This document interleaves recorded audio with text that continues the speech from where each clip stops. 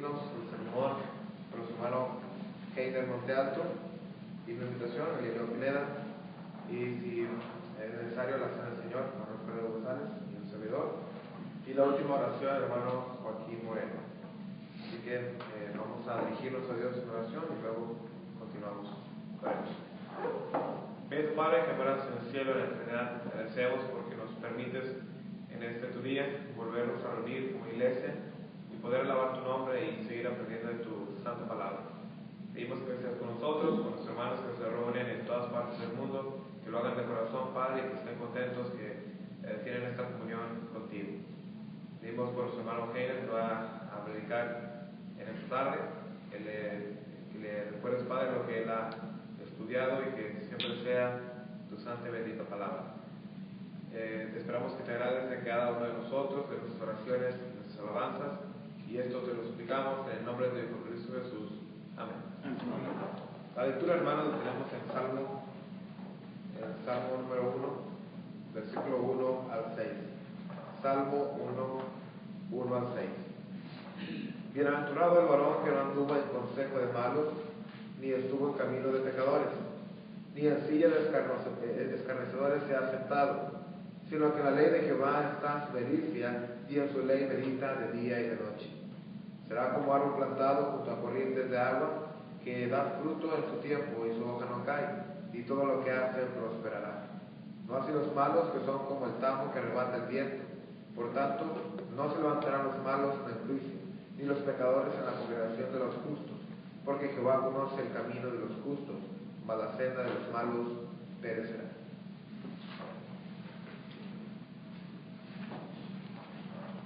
Se me olvidó mencionar en la mañana que oren por favor por el hermano Fabián de Pogo de la Northside, que se reúne, y su esposa y sus niños.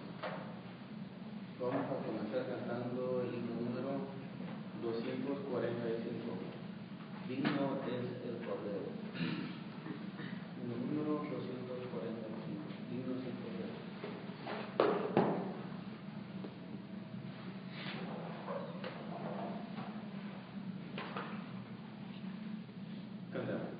Digno es el Cordero que inmolado fue, de tomar el reino, honra, gloria y fe. Para vivirlo nadie se encontró, él fue solo digno, cante nuestra voz. ¡Ah, Jesús Lord! ¡Ah, Jesús Lord! ¡Ah, Jesús Lord! Porque Él es digno. ¡Ah, Jesús Lord! ¡Ah, Jesús Lord! ¡Ah, Jesús Lord! Porque Él es digno. Digno es el Cordero que en la cruz murió, por llevar el mundo cerca de su Dios, y donde reinaba densa oscuridad, en la luz del cielo vino a derramar. ¡Ah, Jesús Lord! ¡Ah, Jesús Lord! ¡Ah, Jesús Lord! Porque Él es digno. ¡Ah, Jesús Lord! ¡Ah, Jesús Lord! ¡Ah, Jesús Lord! Porque Él es digno. Digno es el Cordero, cantemos mil, que la humana raza vino a redimir. Digno es el Cordero, salvación traer, y al que está en el trono, hoy y siempre. Amén. ¡Ah, Jesús Lord! ¡Ah, Jesús Lord! ¡Ah, Jesús Lord! Porque Él es digno. ¡Ah, Jesús Lord! ¡Ah, Jesús Lord! ¡Ah, Jesús Lord! Porque Él es digno.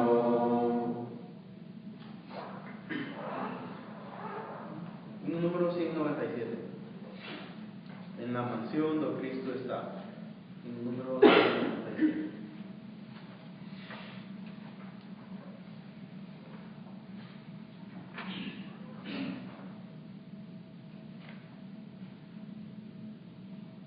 Permítame un segundo.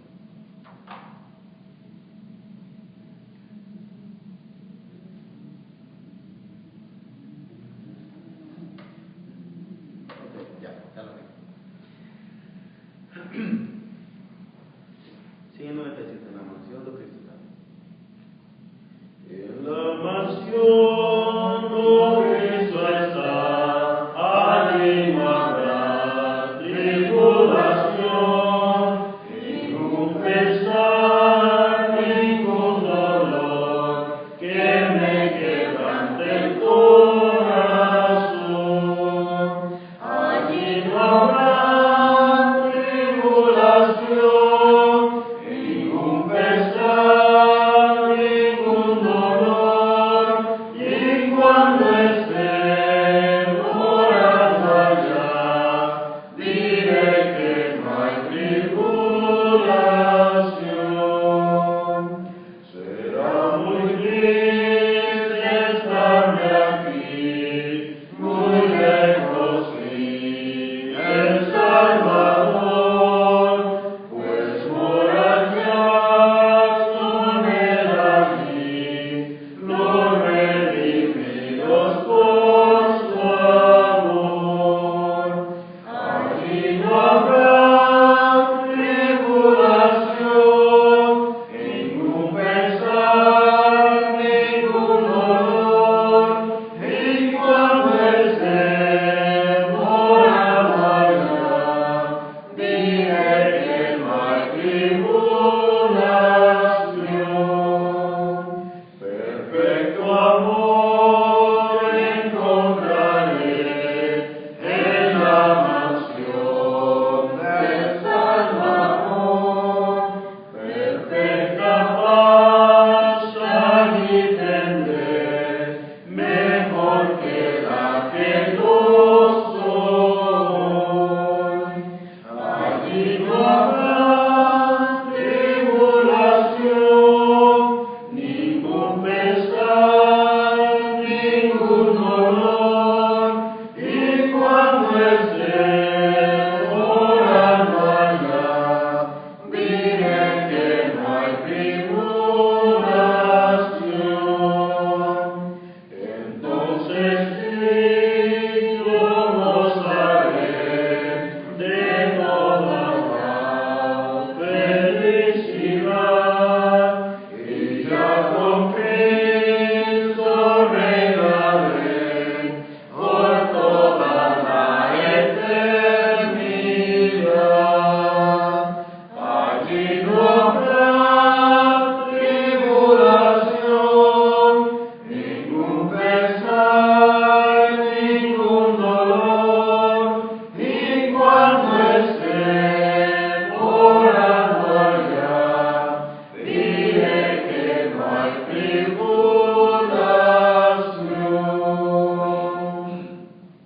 Número 76. Cara a cara. Y después de seguirlo ya le daremos lugar a los hermanos que traen mensajes para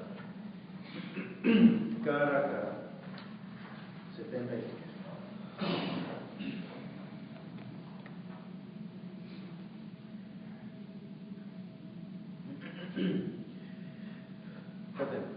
En presencia está de Cristo, ver su rostro que será, cuando al fin en pleno gozo mi alma le contemplará.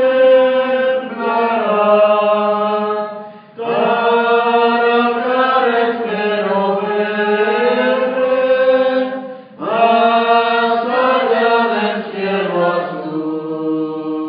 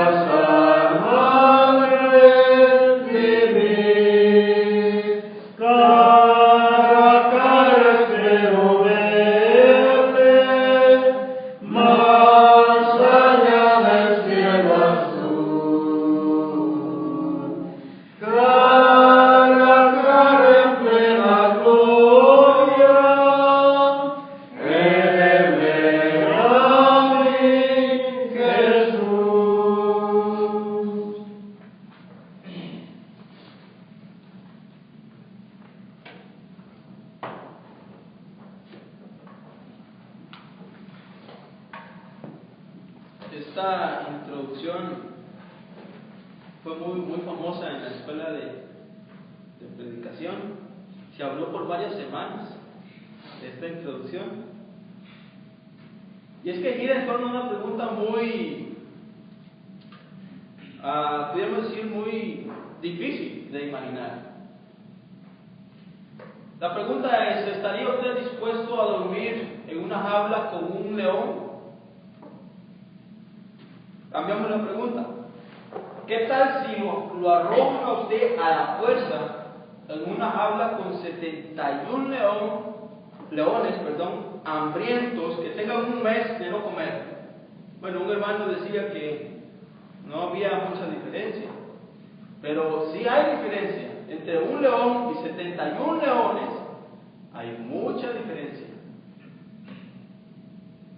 Más o menos esto fue lo que sucedió con el Señor Jesús. Simbólicamente había una jauría de leones detrás del Señor Jesús que procuraban su muerte constantemente. Nuestro tema a tratar esta tarde lleva por título Tirándolo a los leones. Acompáñenme y abra su Biblia en el Evangelio según Juan. El Evangelio de Juan, capítulo 7, y vamos a leer desde el versículo 1 hasta el versículo 9. La Biblia dice: después de estas cosas andaba Jesús en Galilea, pues no quería andar en Judea porque los judíos procuraban matarle. Estaba cerca la fiesta de los judíos, la de los tabernáculos. Y le dijeron sus hermanos: sal de aquí y vete a Judea, para que también tus discípulos vean las obras que haces. Porque ninguno que procura darse a conocer hace algo en secreto. Si estas cosas haces, manifiéstate al mundo. Versículo 5. Porque ni aun sus hermanos creían en él. Entonces Jesús les dijo: mi tiempo aún no ha llegado, mas vuestro tiempo siempre está presto. No puede el mundo aborreceros a vosotros, mas a mí me aborrece, porque yo testifico de él que sus obras son malas. Subid vosotros a la fiesta, yo no subo todavía a esa fiesta, porque mi tiempo aún no se ha cumplido. Y habiéndoles dicho esto, se quedó en Galilea. Hay varias cosas a notar en este hermoso pasaje que muchas veces hemos pasado a través de él, pero muy pocas veces hemos analizado a fondo lo que las Escrituras nos están presentando. En primer lugar, tirándolo a causa de sus obras. Versículo 3.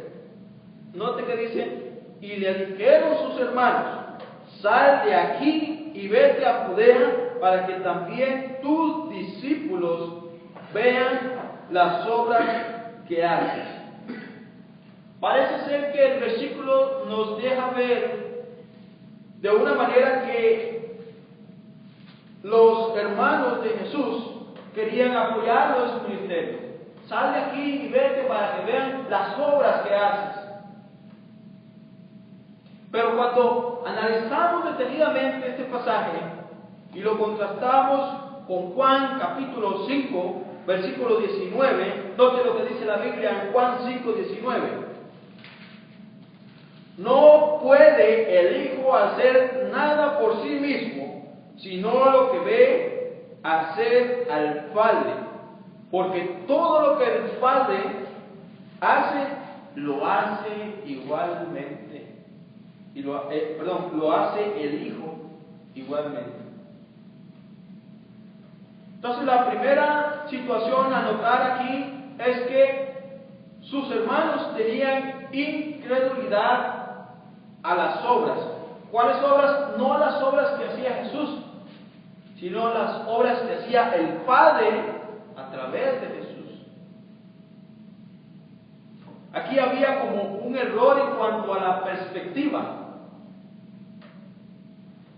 Los hermanos de Jesús habían estado con Él a través de su desarrollo normal en la vida, desde su infancia. Ellos habían conocido bien a Jesús. Y al inicio de su ministerio, ellos también habían visto las obras que Jesús estaba haciendo. El versículo 5 nos dice que ni aún sus hermanos creían en Él. La incredulidad cegaba el entendimiento. La incredulidad no les dejaba ver claro el propósito de la venida, el propósito del trabajo de Jesús aquí en esta tierra. En segundo lugar, vemos cómo estaban desechando o mirando a Jesús. Pero la pregunta es, ¿quiénes? El versículo 5 nos dice que eran sus hermanos, no eran sus enemigos, eran sus propios hermanos en la carne. Qué difícil declaración, hermanos. Cuando pasamos a través de Mateo capítulo 10, versículo 36, Mateo 10, 36, ahí el Señor también nos dice que íbamos a ser aborrecidos aún por nuestra propia casa. Y esto era algo que Jesús estaba experimentando él mismo. Su propia casa, sus propios hermanos no estaban siendo apoyo en su ministerio. A menudo nosotros tenemos problemas, a menudo nosotros tenemos dificultades, la gente en el mundo muchas veces, pero como cristianos nosotros estamos enfrentándonos día a día al mundo, día a día a los desprecios, día con día a las críticas. Y quizás usted y yo seamos tildados injustamente solamente por ser cristianos, solamente por llevar ese nombre diferente, solamente por marcar la diferencia, por no ser igual a los del montón. Aún así, Jesús era arrojado, Jesús era despreciado, pero supo retener su firme propósito. Versículos 8 y 9. Los judíos procuraban realmente matarlo. Eran leones que sin importar lo que fuera, iban a lograr su objetivo. Constantemente buscaban las maneras necesarias para prender a Jesús. La lección a aprender para cada uno de nosotros es que cada cosa tiene su tiempo preciso. Versículos 8 y 9. Subid vosotros a la fiesta. Yo no subo todavía a esa fiesta porque mi tiempo aún no se ha cumplido. Y nota el versículo 9, y habiéndoles dicho esto, se quedó en Galilea. A pesar de que había en cierta manera en este pasaje, observamos como una presión, Jesús supo mantenerse y se quedó en Galilea, no subió a la fiesta de los tabernáculos. Exactamente lo que nos dice Eclesiastés capítulo 3, que todo tiene su tiempo bajo el sol. Así que nosotros nos afanamos constantemente, pero debemos de recordar que todo nuestro futuro está en manos de Dios. Y por más que nosotros nos afanemos, Dios tiene control de todo lo que pasa con nosotros. Es la firmeza que reflejaba el Señor Jesús, es la firmeza que como cristianos nosotros debemos reflejar también, día con día, esa convicción, esa firmeza. En cuarto lugar, lo que debemos hacer aquí, hermanos, en este pasaje, una vez más, es identificar a los leones.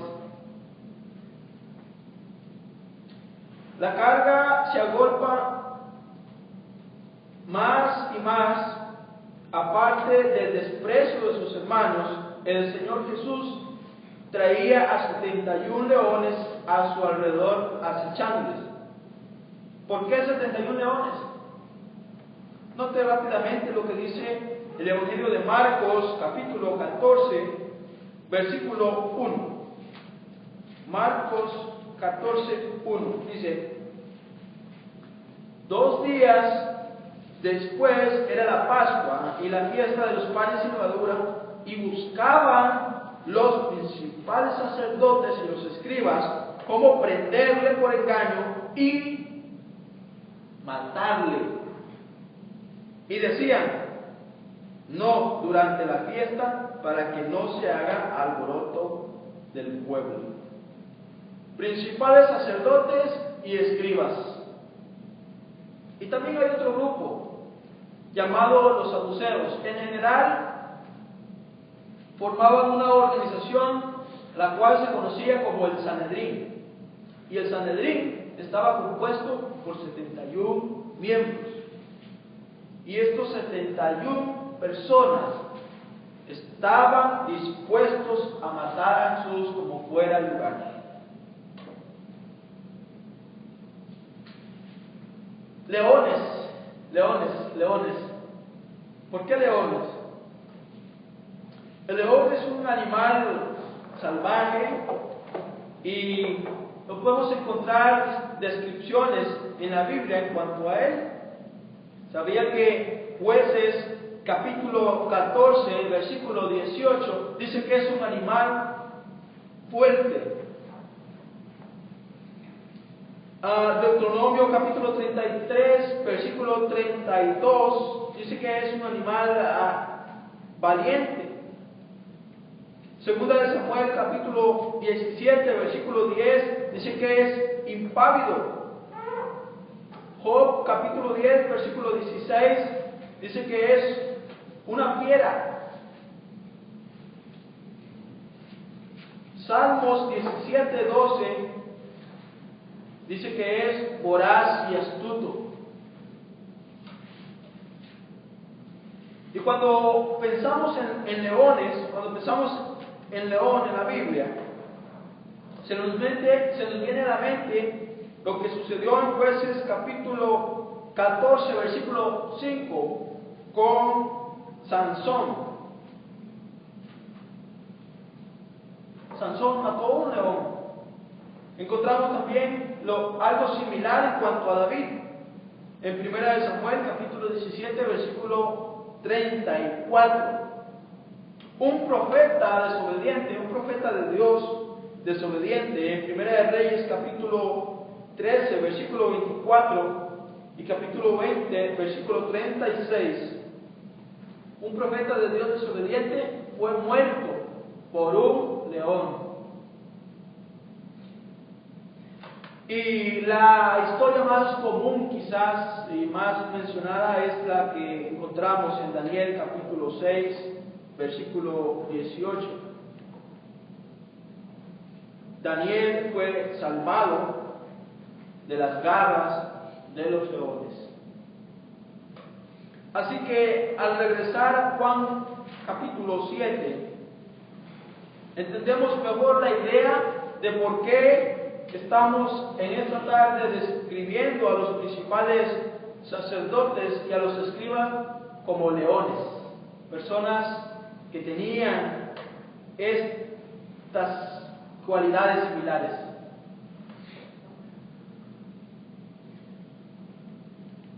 Pero hay algo más que notar aquí, hermanos. Hay algo más que notar. Cuando leemos en Marcos capítulo 14, versículo 1, que anteriormente leíamos, encontramos que eran los principales sacerdotes, dice, ¿verdad? Y los escribas. Principales sacerdotes y escribas. Eran personas encargadas del trabajo de Dios bajo la antigua dispensación. Personas que tenían la responsabilidad de servir ante Dios mediante todo el sistema de leyes que Dios había establecido. Era Dios mismo quien había dado instrucciones en cuanto a la adoración en el Antiguo Testamento, y los principales sacerdotes eran parte, eran encargados, eran pieza fundamental de esta adoración. Pero al venir Jesús, el Mesías prometido, desde que leemos en Isaías capítulo 7 la profecía de que iba a venir el Mesías, aproximadamente 700 años antes de Cristo, se había profetizado la venida del Mesías, y esos mismos sacerdotes que estaban encargados del trabajo de Dios, se encargaron también de darle muerte al Mesías. Exhortación práctica para nosotros, alerta para nosotros. Segunda de Timoteo 2:15. Por favor, acompáñenme a Segunda de Timoteo, capítulo 2,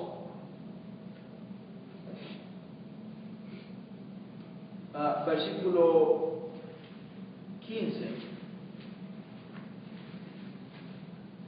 Perdón, Primera de Timoteo 3:15.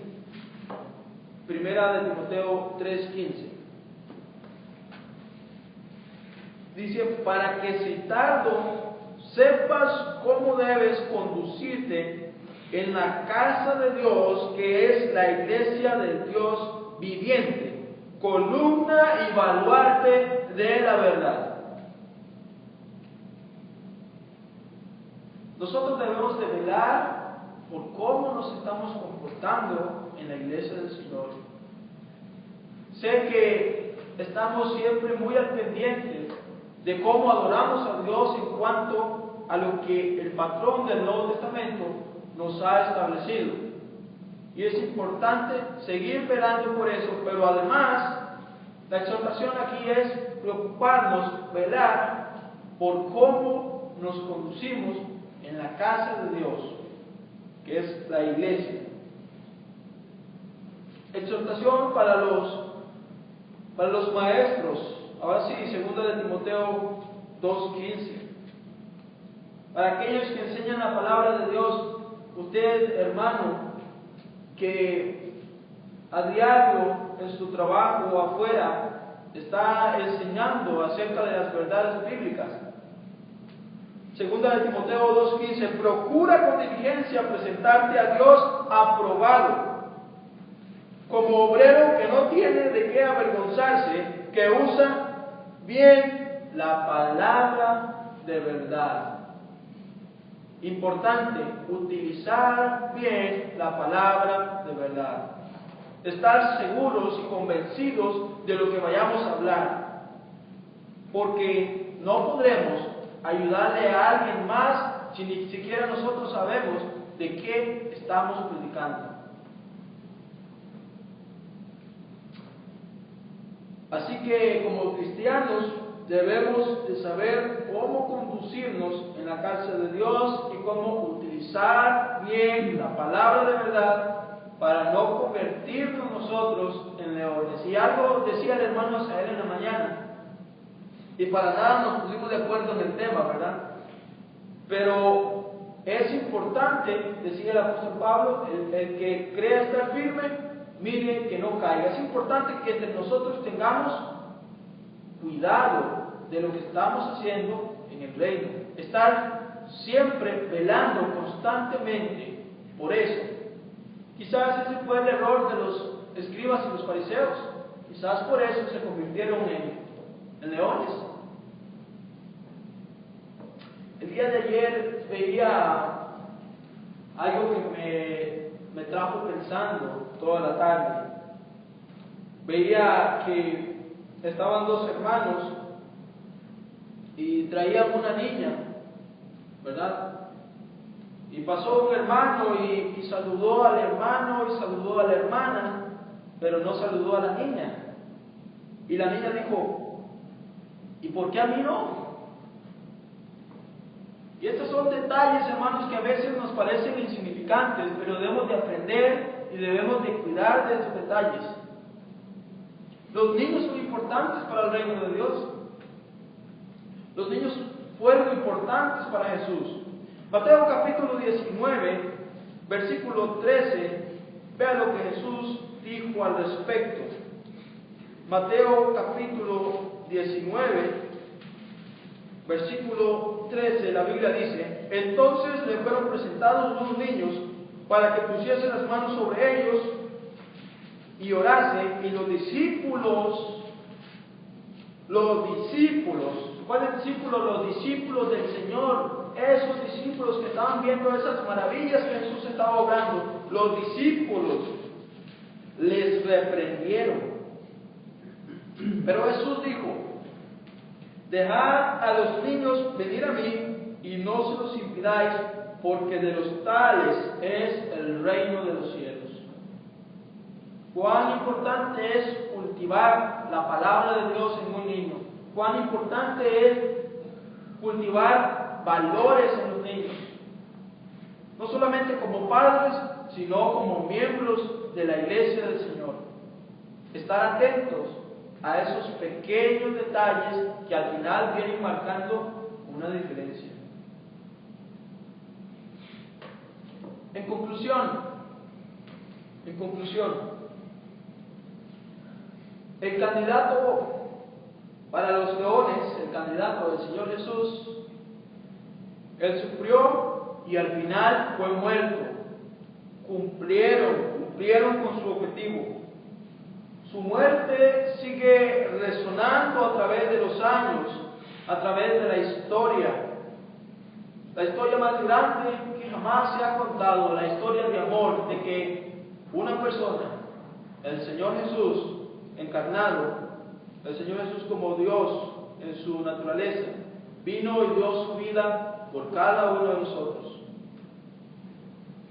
Pero lo que vemos en estos pasajes es que su tormento no fue de un día, ni solo por los crueles soldados romanos, sino que los judíos trataron de hacer su vida imposible a lo largo de su ministerio.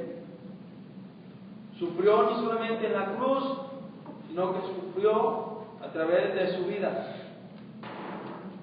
y a través, por medio de su familia, en este caso, sus hermanos. Él sufrió el desprecio por usted y por mí. Amigo, hermano, si usted está aquí, si usted nos ve a través del internet, si usted no ha obedecido al Evangelio, sabemos que vamos a seguir sufriendo en este mundo, sabemos que vamos a seguir teniendo dificultades, vamos a seguir siendo aborrecidos,